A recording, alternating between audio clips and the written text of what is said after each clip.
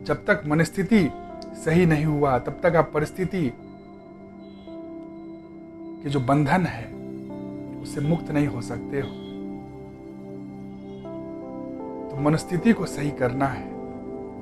हमारे नजरिया से ही हम दुनिया को देखते हैं, तो हमें अपना नजरिया को सही करना है।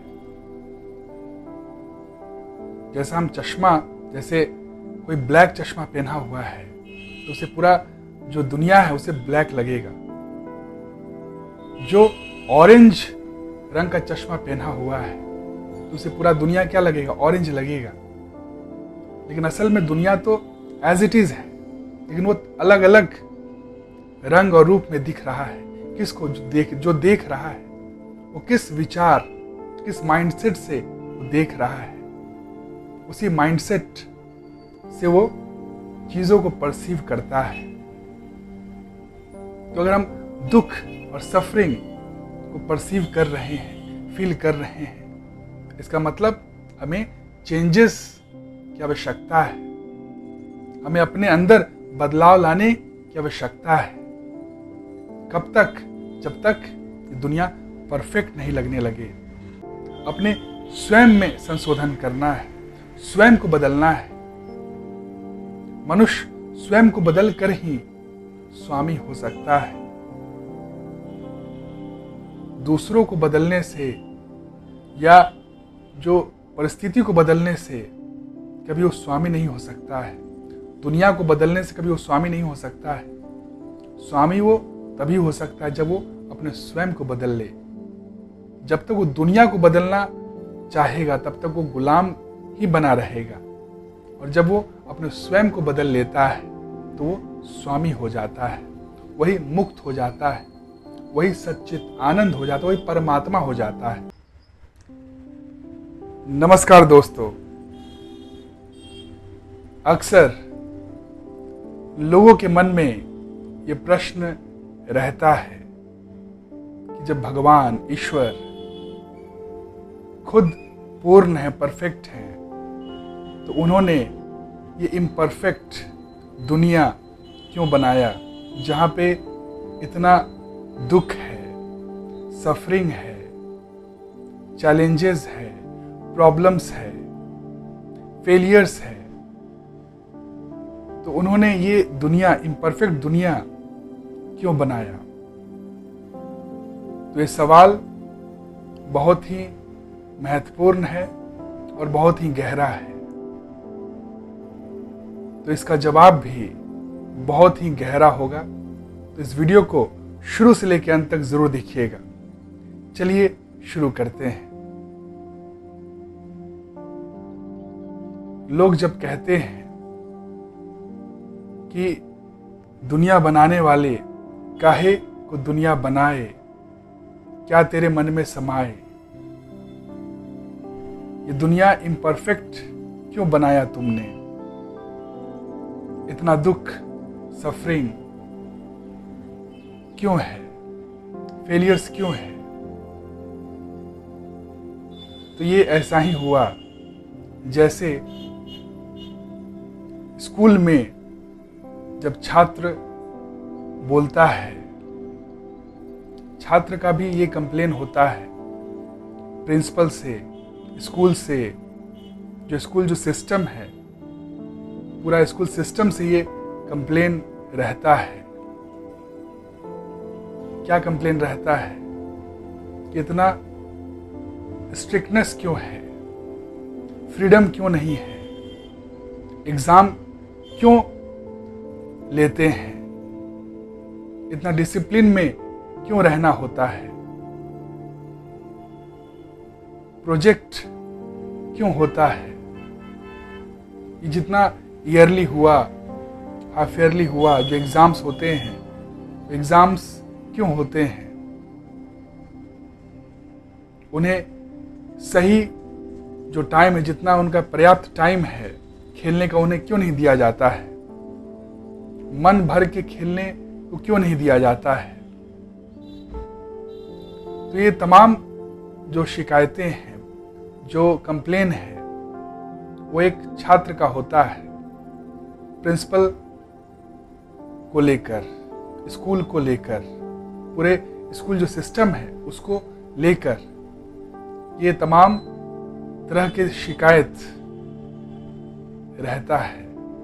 और ये जायज़ है, अगर आप उनके पॉइंट ऑफ व्यू से देखेंगे तो ये जायज़ है कि उन्हें रिस्ट्रिक्शन तो होता ही है, डिसिप्लिन में रहना होता है, हमेशा ड्रेस में आना होता है, एग्जाम्स देने होते हैं, प्रोजेक्ट्स और असाइनमेंट्स कंप्लीट करना होता है। तो तमाम तरह के जो बंधन है, जो रिस्ट्रिक्शंस है, एग्जाम्स है, ये सब जो है वो उनके ऊपर तो है ही। तो वो जो हैं अपने रेफरेंस से, अपने जो रेफरेंस पॉइंट ऑफ व्यू है वहां से वो सही है। लेकिन जब हम इसको बिगर पिक्चर में देखते हैं, जब हम प्रिंसिपल के पॉइंट ऑफ व्यू से इस चीज को देखने का प्रयास करते हैं तो क्या देखते हैं? प्रिंसिपल का पॉइंट ऑफ व्यू क्या है इस पे? प्रिंसिपल क्या बोलेगा? प्रिंसिपल बोलेगा कि एग्जाम इसलिए लेते हैं ताकि इन्हें प्रिपेयर कर सकें। जिंदगी में भी कठिन से कठिन एग्जाम्स होते हैं, परीक्षाएं होते हैं जिन्हें इन्हें पास करना होगा। और ये जो स्कूल का जो एग्जाम्स है वो उसी के लिए उन्हें तैयारी करवाता है।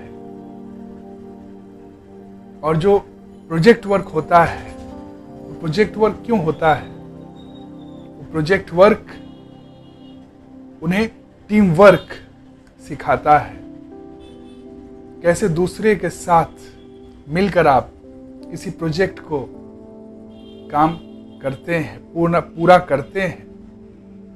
ये आपको प्रोजेक्ट वर्क सिखाता है, कैसे आप दूसरे के साथ रिलेशनशिप मेंटेन करते हैं, रिश्ता कैसे बनाते हैं, फ्रेंडशिप कैसे करते हैं, दूसरे के लिए भी कंसिडरेट कैसे होते हैं, और एक टीम की तरह कैसे आप काम करते हैं, आपको वो सिखाता है। आपको एक सिविलाइज्ड, रिस्पॉन्सिबल पर्सन बनाता है, एक रिस्पॉन्सिबल नागरिक बनाता है, एक रिस्पॉन्सिबल इंसान बनाता है, एक बेहतर इंसान बनाता है, कैरेक्टर बिल्ड करता है, चरित्र का निर्माण करता है। तो ये तमाम तरह का जो बंधन, जो रिस्ट्रिक्शन, जो चैलेंजेस जो बच्चे के नज़र में होता है वो असल में क्या है? उसके लिए सही है। उसे वो सही नहीं लग रहा है उसके पॉइंट ऑफ व्यू से, लेकिन उसके लिए वो सही है।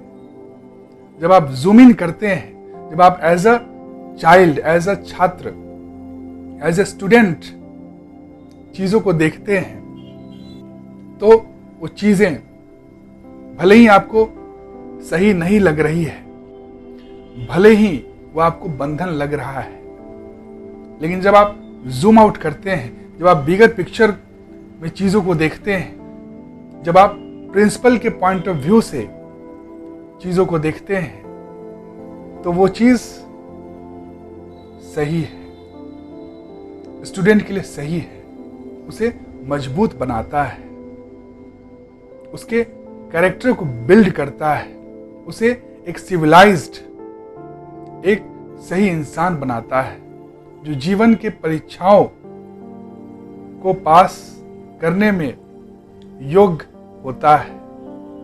वो योग्यता का जो प्रैक्टिस है उसे वो स्कूल में दिया जाता है। तो स्कूल को बदलना नहीं है, ना प्रिंसिपल को बदलना है। बदलना किसको है?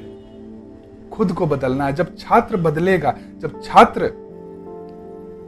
अपने स्वयं को बदलेगा, सीखेगा, बदलेगा, चेंज होगा, जब स्वयं को चेंज करेगा, जब अपने एटीट्यूड को बदलेगा तभी वो हाईएस्ट एल्टीट्यूड को प्राप्त कर सकता है।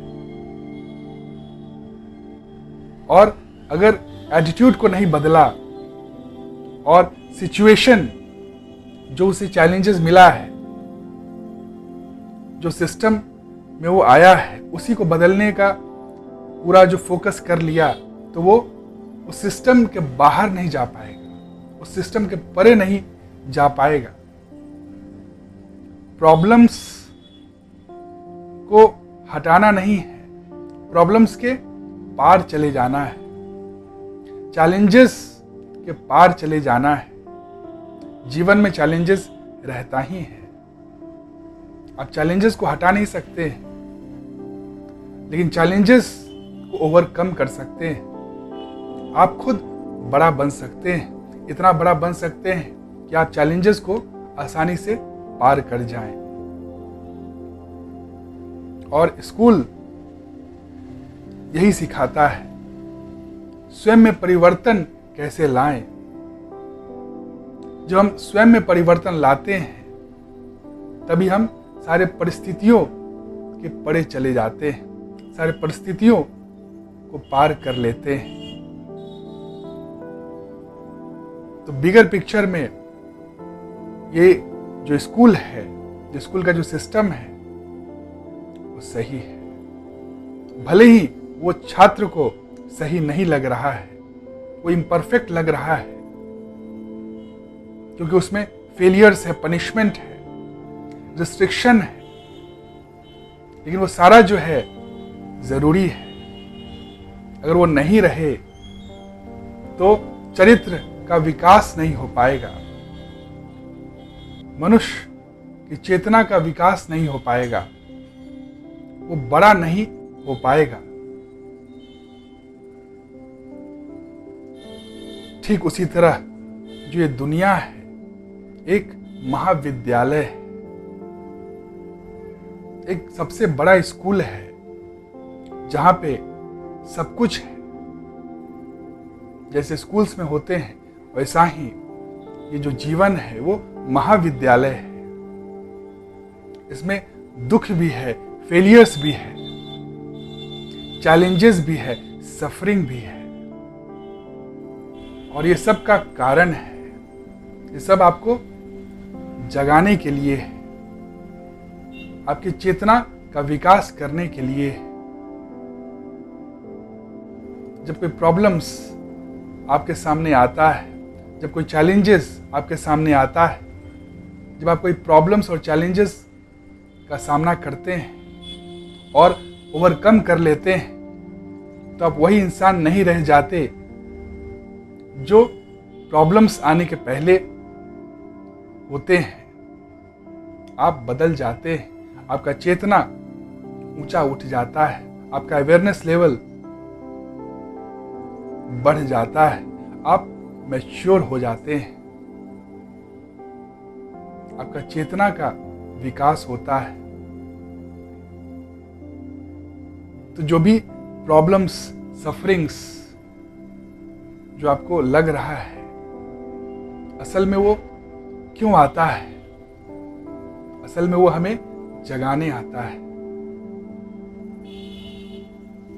हमें अज्ञानता से ज्ञान की तरफ ले जाने आता है। जितना भी दुख और सफरिंग है वो अज्ञानता में ही है। और जैसे जैसे हमारे पास चैलेंजेस आते हैं, हम उसको पार करते जाते हैं, हमारा जो चेतना होता है वो ऊपर उठते जाता है, उसका विकास होते जाता है। और जो अस्तित्व है, ईश्वर कह लीजिए, अस्तित्व कह लीजिए या भगवान कह लीजिए, उसका जो मेन पर्पस है, मेन पर्पस क्या है? उसका मेन पर्पस है कि आपको परमात्मा तक पहुंचा दे, आपके चेतना को उस परम चेतना तक उठा दे, आपका जो चेतना का विकास उस लेवल तक पहुंच जाए, वही चाहता है। और ये सारा जो व्यवस्था है वो सारा व्यवस्था इसीलिए है कि आप जाग जाओ। ये जो जीवन है वो ग्रोथ के लिए है। ग्रोथ किस चीज का ग्रोथ? अवेयरनेस का ग्रोथ, चेतना का ग्रोथ, मटेरियल ग्रोथ नहीं। मटेरियल ग्रोथ जो है वो माध्यम है। असल में ग्रोथ क्या है? Spiritual growth. अगर भीतर में आपका बदला नहीं, भीतर में जो आपका मनोस्थिति है वो बदला नहीं, तो आप परिस्थिति से पार नहीं हो सकते हो। जब तक मनोस्थिति सही नहीं हुआ तब तक आप परिस्थिति के जो बंधन है उससे मुक्त नहीं हो सकते हो। तो मनोस्थिति को सही करना है। जैसा हम देखते हैं, जैसा हमारा विचार होता है, वैसा ही हम बाहर देखते हैं। हमारे नजरिया से ही हम दुनिया को देखते हैं। तो हमें अपना नजरिया को सही करना है। जैसा हम चश्मा, जैसे कोई ब्लैक चश्मा पहना हुआ है तो उसे पूरा जो दुनिया है उसे ब्लैक लगेगा। जो ऑरेंज रंग का चश्मा पहना हुआ है तो उसे पूरा दुनिया क्या लगेगा? ऑरेंज लगेगा। लेकिन असल में दुनिया तो एज इट इज है, लेकिन वो अलग अलग रंग और रूप में दिख रहा है। किसको? जो देख रहा है वो किस विचार, किस माइंडसेट से वो देख रहा है, उसी माइंडसेट से वो चीजों को परसीव करता है। तो अगर हम दुख और सफरिंग को परसीव कर रहे हैं, फील कर रहे हैं, इसका मतलब हमें चेंजेस की आवश्यकता है। हमें अपने अंदर बदलाव लाने की आवश्यकता है। कब तक? जब तक ये दुनिया परफेक्ट नहीं लगने लगे। ये दुनिया परफेक्ट ही है, लेकिन जब हम कॉन्शियसनेस के लोअर अवेयरनेस लेवल से देखते हैं तो ये हमें इम्परफेक्ट दिखता है। लेकिन इसे ही जब हम भगवान के नजरिया से देखते हैं, जब हमारे भीतर पूर्णता आ जाता है, उसके बाद जब हम इस दुनिया को देखते हैं तो ये दुनिया पूर्ण लगता है हमें। ठीक उसी तरह जैसे जब छात्र देखता है स्कूल को, विद्यालय को, तो उसे इम्परफेक्ट दिखता है, क्योंकि बहुत सारा इसमें दुख है, सफरिंग है, डिसिप्लिन है, पास और फेल पनिशमेंट्स है, एग्जाम्स है। लेकिन जब हम इसको प्रिंसिपल के नजरिया से देखते हैं तो स्कूल परफेक्ट है। ठीक उसी तरह जब हम अपने लोअर अवेयरनेस लेवल से देखते हैं दुनिया को तो दुनिया इम्परफेक्ट लगता है, फुल ऑफ सफरिंग्स, दुख, प्रॉब्लम्स। लेकिन जब हम इसी को भगवान की नजर से देखते हैं, ईश्वर की नजर से देखते हैं, हाईएस्ट अवेयरनेस लेवल की नजर से देखते हैं, तो ये परफेक्ट है। इसका पर्पस हमें जगाना है।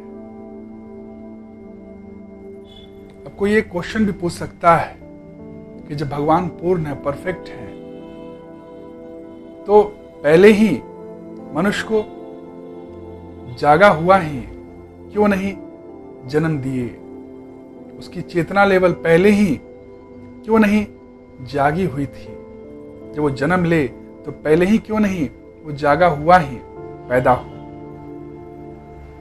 वो ये सवाल पूछ सकता है कि भगवान ने जो ये इतना बड़ा खेल रचा कि अज्ञानता से ज्ञान तक जो पहुंचना है, यही जीवन की यात्रा है, तो भगवान ने पहले ही क्यों नहीं ज्ञान देकर ही पैदा किया लोगों को, मनुष्य को? तो फिर ये सवाल जो है वो सवाल क्यों उठ रहा है? क्योंकि आप भगवान की नजर से इसको नहीं देख रहे हो, इसको लोअर अवेयरनेस लेवल से देख रहे हो। भगवान ने जो भी बनाया है वो एकदम परफेक्ट है। आप अगर सोचो कि अगर पहले ही कोई आदमी जन्म ले और वो ज्ञानी ही जन्म ले तो क्या होगा?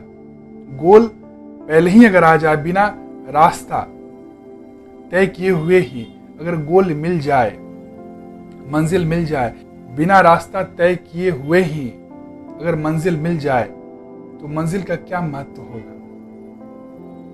मंजिल का कोई महत्व नहीं होगा, कोई वैल्यू नहीं होगा। मंजिल का वैल्यू इसलिए है क्योंकि रास्ता है और जीवन रास्ता है उस मंजिल तक पहुंचने के लिए। तो ये पूरा जो खेल रचा हुआ है, भगवान ने जो खेल रचा है, सृष्टि बनाया है, जीवन बनाया है, वो एकदम पूर्ण है,